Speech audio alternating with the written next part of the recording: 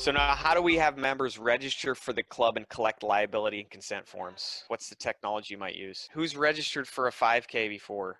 Well, one of the things we had to factor in is that how much the club was going to be charged for using this online registration service. We ended up going with a company called Get Me Registered, but my previous club that I was a board member of, we used a website called Run Sign Up.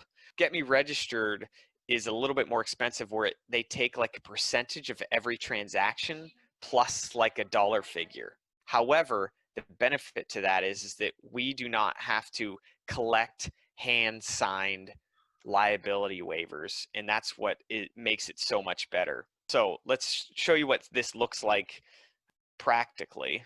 Here's what Run Sign Up is. And so you can find a race. You can put New York City. Now, not a whole lot of races going on right now. So here's the registration for Get Me Registered. Individual adult member registration. We also have an option for people to donate to our club here. We click on that. The kids registration is closed because we had to limit registration due to COVID. Here's the statement of agreement and waiver of liability. We use the main Get Me Registered liability information. Listen, I don't want to mess with liability insurance and waivers and everything else, but in the day and age we're living in right now, you have to.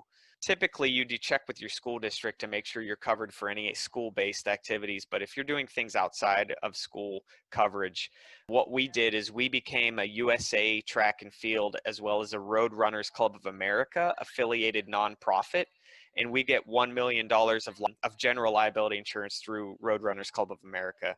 So here's where people put in their age. If they're registering a child, then they have to be 18 years or older, and then they sign the electronic waiver, and then we collect a lot of different information. So for an individual adult member, you can see the types of stuff that we collect is really basic.